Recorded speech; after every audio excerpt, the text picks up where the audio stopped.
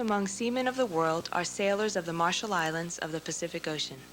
They have always been skillful in navigation. The Marshallese people of long ago spent much time on the water under the open sky. They traveled long distances by canoe without becoming lost. Even at night, they knew where they were, for they kept their outrigger canoes pointed toward well-known stars. They knew the groups of stars and had their own names for them. Sometimes they told legends about them. The knowledge of navigation was secret. It was taught by one generation to another only through certain persons. It was the special knowledge of a few members of the ruling clans. The islands were small and the ocean was wide. No one could make war successfully or get away from enemies without a knowledge of navigation. Only one navigator was needed to guide a large number of canoes in battle, in open sea fishing, or in long-distance travel. Without a good navigator, the people would have been helpless on the ocean.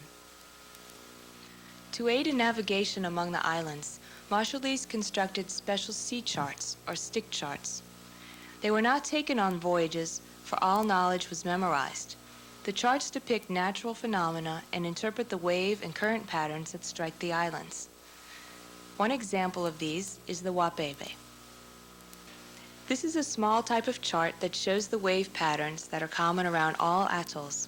The story behind Wapebe is that it was originally brought to the Marshalls from Woliai Atoll in the Yap district of the Caroline Islands, when a boat from Woliai was lost at sea and drifted to an island in the Marshalls.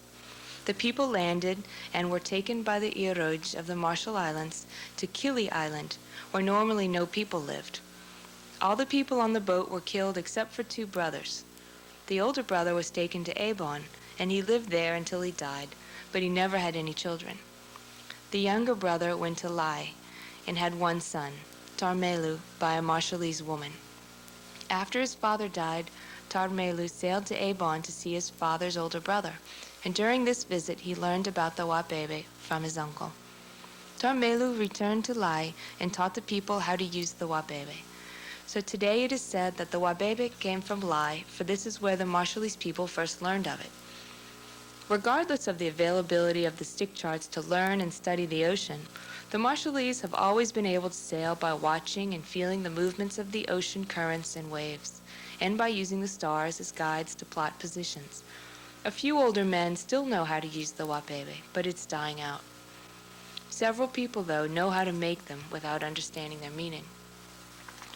From studying the Wapebe, the basic currents and wave patterns can be learned. Before sailing, the sailors know in what direction lies the new island. If they are sailing from south to north, then they watch for the main currents from the east and west. Within the first few miles of leaving, the currents are watched carefully to see which one is moving faster. For example, If the current from the east is moving faster than the western current, then the boat is sailed in a more northeasterly direction to compensate for the pull of the easterly current. When leaving an island, the same wave and current patterns are encountered as when approaching the island, but only the wave and current patterns of the approaching island are closely watched. For example, using the illustration, if a boat sailed from an island in the south, the boat would first encounter the Jukai, the first zone of currents, nearest an island, then Ribukai, the second zone of currents, and last, Jedjeladai, the third zone of currents, farthest away from an island. All three of these waves together are called No and Alaginbar, waves that come after the reef. After the boat proceeds north, it will encounter the place where the Ayado, current from the east, and the Ayadak, current from the west, meet. At this point, the boat will roll back and forth from front to back with a harder roll to the back of the boat than the front. This type of ocean at this point is called Limaginono, which means choppy seas. Then the boat continues northward, and the captain constantly makes sure that they do not cross over the Ayado, current from the east, or the Ayadak, the current from the west, which would mean they were off course. Next, the boat hits the Ayalokyan, current from the north, and then is again in calmer water where the boat mainly rocks from side to side. Then the Ayalokrak, current from the south, is encountered. At this point, very close attention is given to the waves, for the people in the boat know they are now beginning to approach the new island, although it is still very far away. The boat proceeds north and hits the place where again the Ayadak and the Ayato meet. At this point, the boat rolls back and forth, with the front roll of the boat being the strongest, for again the ocean is Limaginono, choppy. This signals that the island is getting close. When the Jeljeladai, the third zone of currents, is encountered, the people know they are on course and the island is nearby. Usually the island is visible by the time that Ribukai, the second zone of currents, is hit. Then the Jukai, the first zone of currents, appears and the island is very near. There's also a type of wave called Terelep, which the boat follows when leaving the island until arriving at the new island. All these currents can be seen and felt by experienced sailors. Many Marshallese sailors could lie in the bottom of a canoe and sail by the feel of the waves and currents. Today, many of the older men and a few women can sail in this manner, but since few tipungals, sailing canoes, and wallops, large sailing canoes, exist anymore, sailing between atolls is becoming rare. In olden days, sailing among the atolls was very common. In fact, in the Marshall Islands, there are many legends talking about this. The most famous is the story of Jeburo and his 9 brothers. Once, a family of 10 brothers lived on Woja, one of many islands of the island Laplap Atoll in the Marshall Islands. The brothers thought that one of them should be chosen to rule over the others. They decided to race their canoes far away from Woja Island, across the wide lagoon to Jay Island. It lay a great distance to the east. They felt sure that the best man would win the race. In those days, sails had not yet been invented. A man used a pole with which to push his canoe along in shallow water. He used a paddle in deeper water. The canoes of the 10 brothers were built for speed. Each man had made his own. Each one had carved a special paddle for the great race. At last, the day came. "The first and best starting place belongs to me," said Timur, the eldest. The other brothers arranged their canoes along the shore according to their ages. The boy, Jeburo, had the last place, for he was the youngest. The other canoes were between the places held by Timur and Jeburo. The mother of those 10 boys was a wise, beautiful woman who lived high above them in the sky. She came down to earth from time to be with her family. Her name was Ligtangur. She knew about the race that her sons had planned. She came down to the beach just as they were about to start. She had brought along some large bundles, but she did not explain what was in them. She went to Timur, her eldest son, who was first in line with his fast racing canoe. "My son, I also wish to go. Take me with you," she said. Timur looked at his mother and saw the heavy things lying on the sand. He thought to himself, "My mother and her bundles would load my canoe too much. If I take her along, I might lose the race." He shook his head.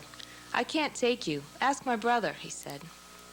The mother went to the second brother and said, "My son, let me go with you in the race." He too looked at the bundles and refused to take her. "It's impossible for you to ride in my canoe," he said. "Ask my brother." And so it went with the other brothers. None was willing to carry her along in the race except the youngest one. When she asked Jebaro, he said, "Of course, mother, come with me and welcome." That day the wind was blowing strongly from the east. The brothers knew that they would have to paddle hard all the way, but even so, Jebaro was willing to take along his mother and her bundles. The canoes of the 9 brothers leaped over the water. Each man paddled with great strength and skill. Soon they were far apart on the horizon, but Liktangur kept Jebaro on the beach for a while. "Don't worry because you're late in the race," she said. "You'll catch up with your brothers." Then she asked him to loosen the strings of her large bundles, and Jebaro did so. There was strange-looking gear, such as he had never seen before. Among such things as poles, hardwood blocks, ropes, and twine, he saw a large piece of strong woven material. "What's this?" he asked. "Something new, Jebaro," replied his mother. "Who made it?" "I did, my son. I wove strips of pandanus leaves. Then I sewed the strips together into this 3-cornered shape." "What is this thing to be called?" "It's a sail. We'll hang it on the mast and put it on the canoe. It will fill up with wind and push your canoe along fast." "Faster than I can paddle?" "You won't need to paddle at all, my son. The sail will do all the hardest work for you. But you must learn how to put it up and to handle it, and how to steer the canoe with the paddle." It was the first sail ever made. Liktangur helped Jebaro put up the mast, the kiju. Then she helped him to place the other gear. Among the things she had brought along were the repekak and the jirugali, one for each end of the canoe, so that Jebaro could move the sail boom from one end of the canoe to the other and tack from right to left against the wind. They arranged the ropes and lines until the rigging was complete, with a lut or pulley at the head of the mast. Liktangur showed her son how to put up the sail and how to steer the canoe with a paddle. "Now we can go," she said. Jebaro was delighted when the sail filled with air and the breeze carried them fast over the high waves. He looked for his brothers, but by that time they were a long way ahead. They had paddled far apart from each other and were out of sight among the swells and the waves. Liktangur showed Jebaro how to get speed by tacking, first to the starboard, the right side, and then to port, the left side.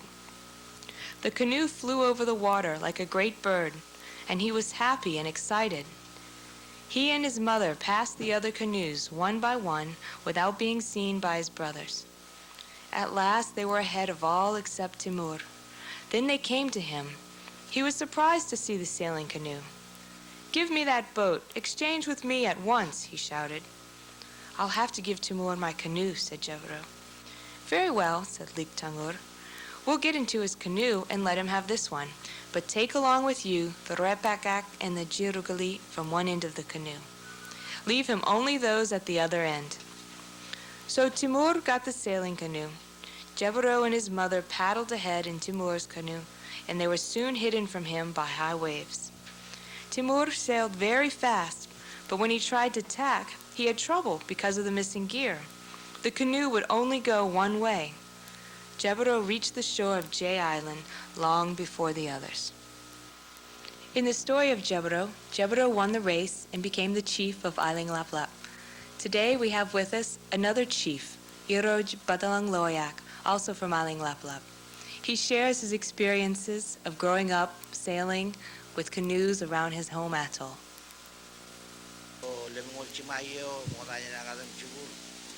During the 50s, before I went to school, I used to sail in canoes at Island Laplap, where I was brought up. In those days when I was young, we used to travel to other islands of Island Laplap a lot, and because there weren't any boats or boom booms, we traveled by canoe. I usually sailed with my older brothers, the older men, and my friends. I sailed a lot, even during the night, and was quite skillful at it. I remember sometimes when I sailed with my friends, our sail would tip over. But this was when I was learning to sail. It was like a job or one of my duties to sail.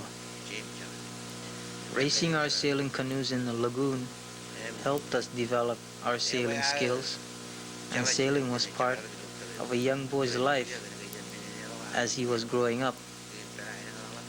Nowadays, canoe racing is not so common as it was when I was growing up on Island Levelap. Sailing brings to me a great amount of joy and excitement, especially when the winds are blowing relatively hard, because the canoe tilts, lifting the outrigger above the surface of the water, providing a very exciting and exhilarating ride. The amount of tilt is controlled by pulling or releasing the rope that controls the position of the sail, the yip. With the wind blowing and all the canoes out in the lagoon, the experience is a lot of fun and unforgettable. It's not as much fun sailing when the winds are not strong than when the winds are blowing strongly.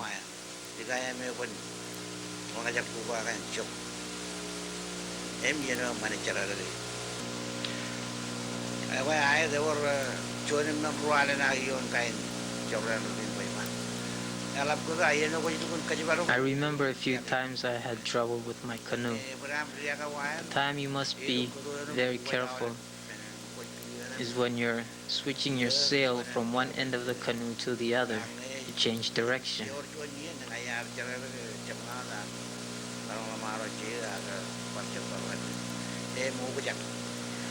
One time, a few of us, my older brothers and friends, sailed out during the night and our sail fell overboard.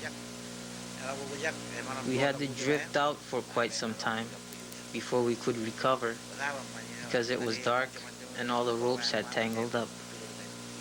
Sometimes when the sail tips over, the mast could break or the sail could tear. This particular time we were fortunate, but it was very frightening. During times of distress, many things flash through my mind, like the coldness of the water during the night, trying to reach land as quickly as possible. But what's always in mind is God.